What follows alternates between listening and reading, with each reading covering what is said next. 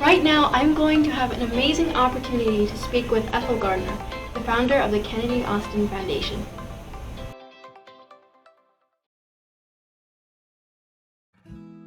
So first of all, I want to thank you for coming here and getting the opportunity to talk with you. That's amazing. Yes. And so I have this project that I want to embark on, and that consists of reaching out to kids who are going through like their parents separating and everything about that. So I just wanted to get some perspective on what it was like in your childhood, especially dealing with so much. So I just wanted to get to know your own journey to helping others. So I guess first of all, we should probably start on getting back into your shoes of your younger self. So what was one of your happiest memories as a child, and why was it? One of my happiest moments as a child was on my 12th birthday. I had an aunt that she had no children, and my father had 10 children. And she used to come over all the time, and she would celebrate one of my dad's kids, and for some reason I was her favorite. And she came over on my birthday and she brought me this beautiful gift.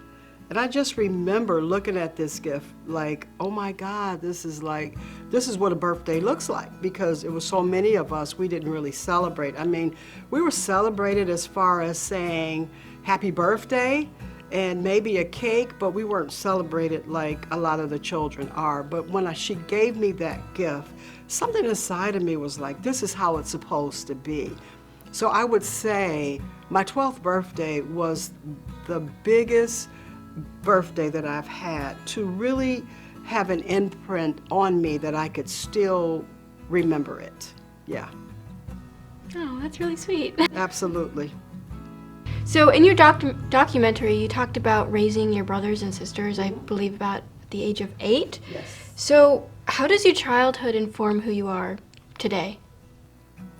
My childhood informed who I am today. It shaped me. It gave me a sense of reality. First it was like a false reality, and then it became a reality. It really shaped me into learning a lot about myself, what I like, what I didn't like, what I can handle, what I couldn't handle, what were my fears. And I had a lot of fears as a child growing up.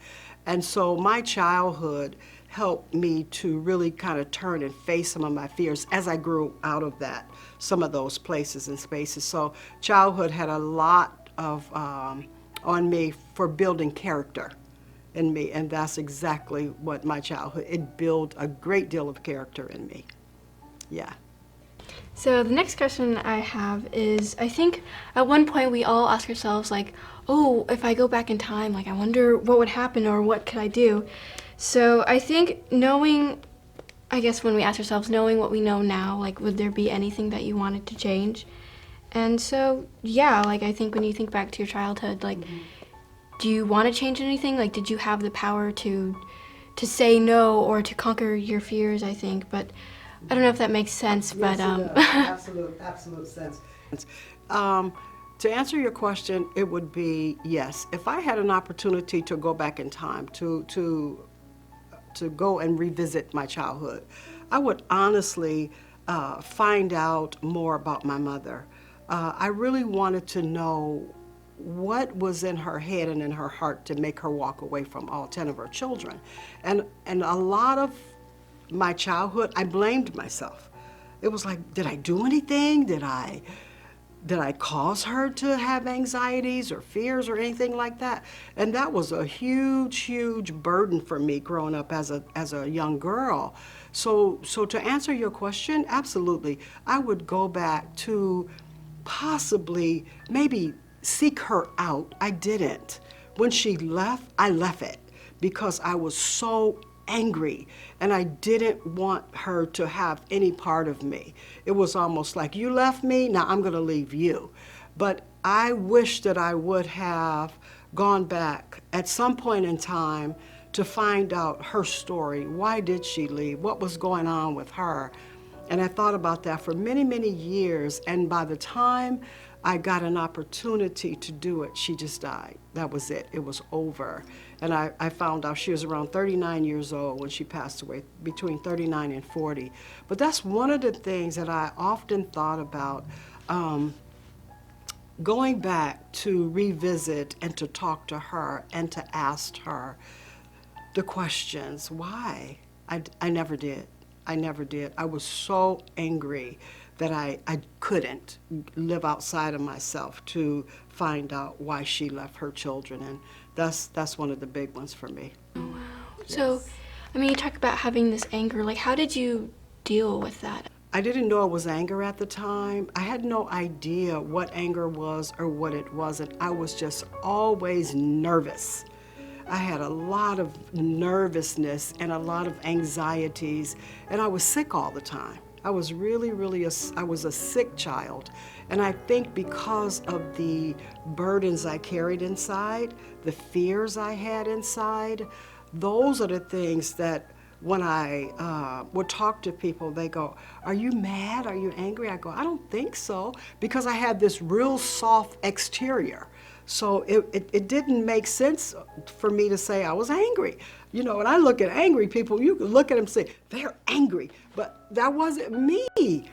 But it was me. On the inside, I carried and I buried everything on the inside, and I was so angry. And so, yes, if you know, to look back in retrospect and to think about my childhood, I wish that I had dealt with some of that anger a long time ago, and I just didn't. I just didn't know. I didn't know it was anger. I didn't know how fearful I was. I was afraid of almost everything.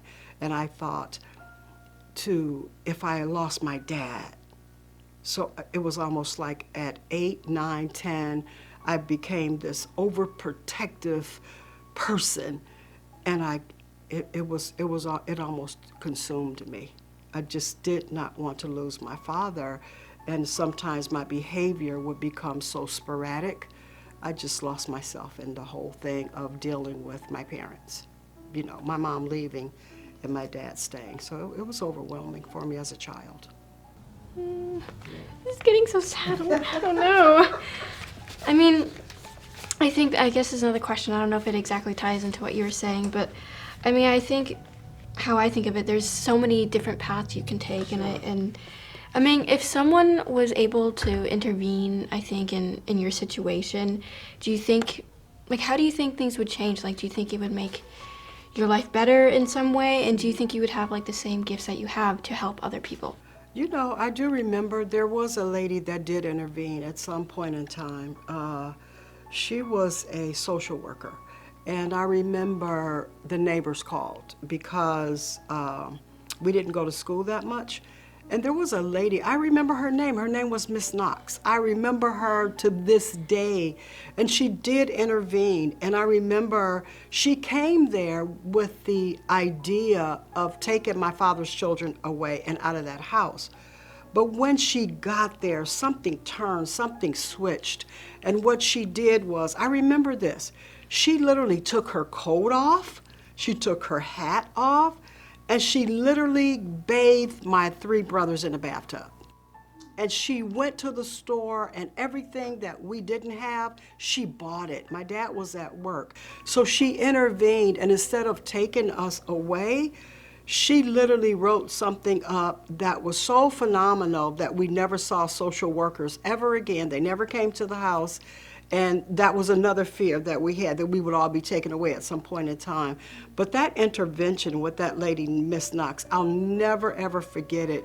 And it changed my life because I knew then there were still good people in the world. And I mean, that's the first and last time we had ever seen her. We never saw her again. But when she walked into that house, everything shifted. That lady became a beacon light with us and to us that very day. Absolutely. No, that is so sweet. So, I mean, I think we're kind of talking about your life, but also about the Kennedy Austin Foundation. Sure. Yes. That is so amazing. So, why did you start that foundation? I mean, you could have gone down so many different paths, but why did you decide? I decided to start the Kennedy Austin Foundation because I wanted to know, first of all, that I could. I wanted to know that I had the potential to do something more than feel grief, anger, frustration, bitterness, whatever, all those emotions. I needed to find a place for me.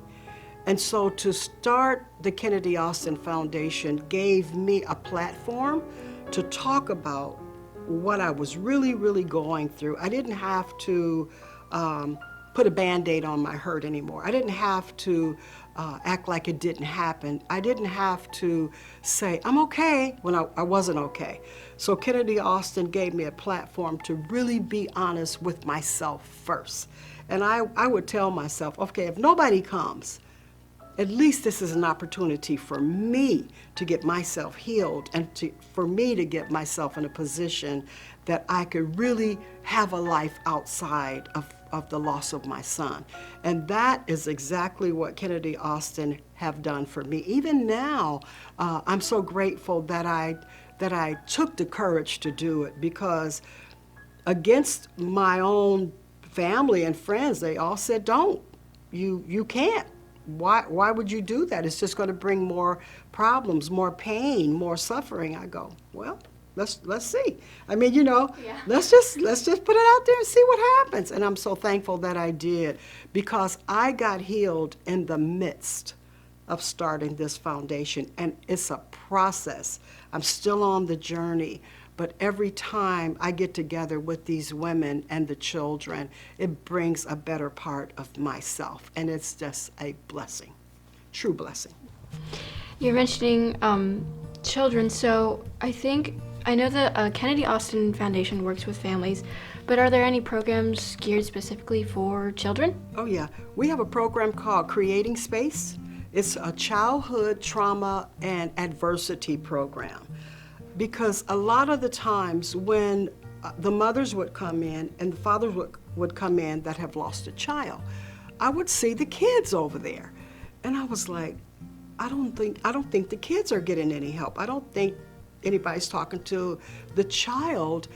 That was their sibling too. They have feelings too. They have things they want to talk about as well. But nobody was addressing those issues. So I started talking to the kids. What I did was, in one of the groups, instead of being a part of the group, I let another lady facilitate, and I went and talked to the kids. And I was like, I mean, they had so much to say. And so we started Creating Space because the children needed a voice. And a lot of times, everybody was so preoccupied with the mother that the kids kind of fell by the wayside.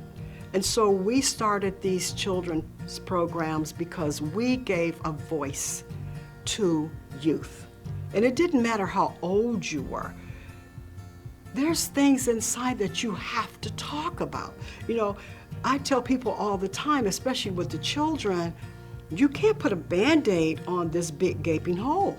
You can't do it. You see blood all over the place, And so when we started the Creating Space with the children would sometimes help heal the parent. Because the parent would say to me, their behavior is so difficult. I go, they're hurting. You don't see the hurt. You can't see beyond your own pain. They're hurting. And so when the kids came and started talking about their own pain, the parent got it. So it was like a two-way thing, So yeah, that Creating Space is so absolutely vitally important to Kennedy Austin Foundation, because you see the potential in these children, but you also see sometimes the parents, they bury it. They can't see beyond their own hurt, and that's what we wanted to really address. Yeah, wow, that's really amazing. So, how do you get children to open up to you? Is it more like they just tell you everything, or is there like a process, I guess you could say? It's a trust factor. They watch you at first, and they know. See, children doesn't have a filter. They don't have a big filter where they can say, well, they watch you. They feel where you're coming from, and if they feel safe, they'll open up and tell you almost everything, and they want to. but they need to trust you, what they're saying. Are you gonna go back and tell my mom and dad?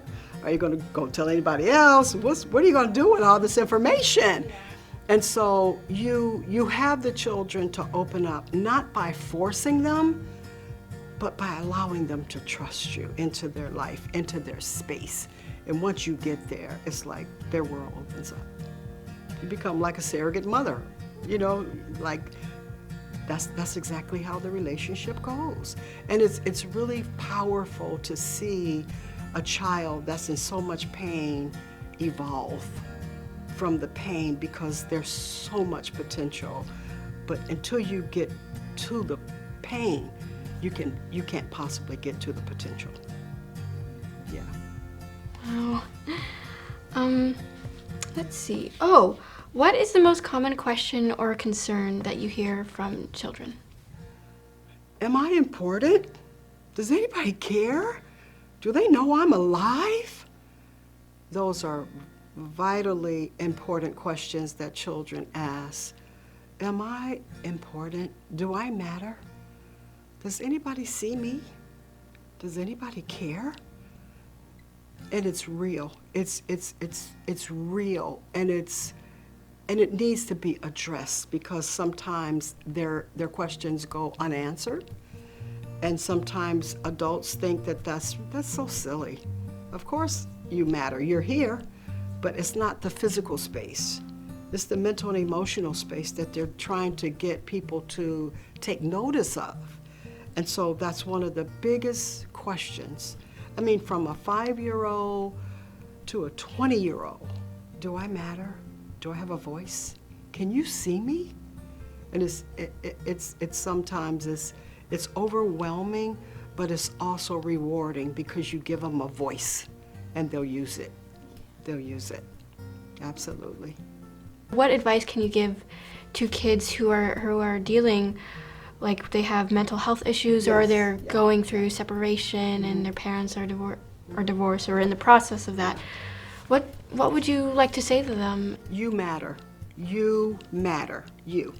This person, you matter. And I think you put a different perspective on the child, because it's like, I matter, you matter.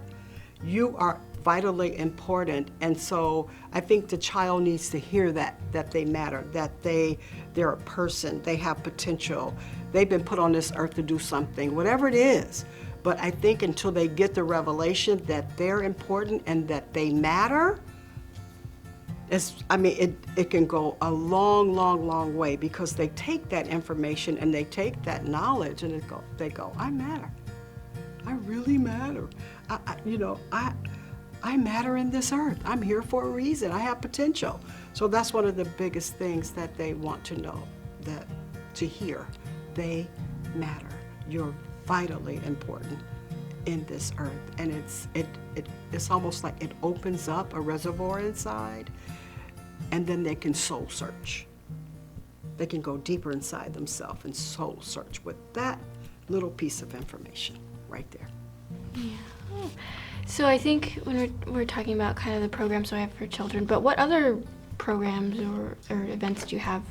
We have the grief and loss for parents that have lost children, anger management, know your triggers, domestic violence, survivors, women only.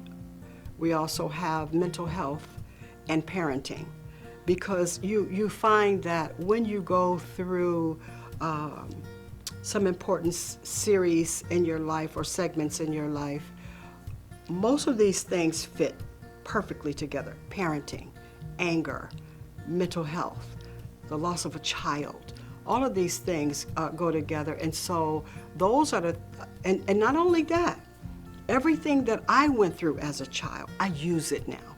It's like, I call it my main ingredient. You know what I mean? It's like every single solitary thing that I've gone through as a child, I have incorporated it with the Kennedy Austin Foundation, because there were so many of my questions that did not get answered. And I needed answers. I needed to feel important. I needed to know that I mattered.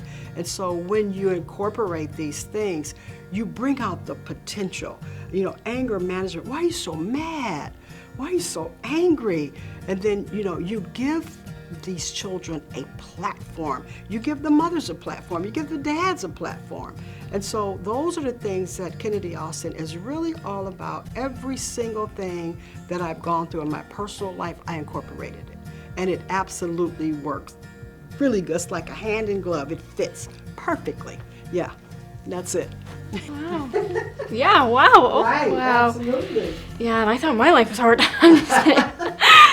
Yeah, but just I feel like there's so much to learn from you, and I think when I watched your documentary, it was so empowering. I mean, I didn't go through any of it, but just listening to your story, I was like, I could do anything. But Absolutely, and that is exactly what it's supposed to do. Bring out that potential. I could see you as a journalist. oh, me, no. Yeah, to bring out the potential, whatever it is, Sometimes when you see a story or when you engage in a story, you go, I've never been through that, but I'm okay. I'm really okay, But it brings out the potential in you.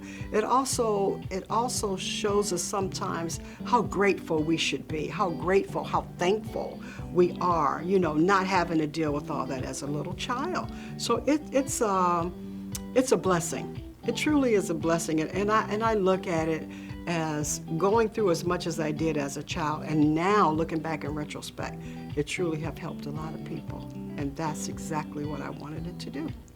Wow. Wow.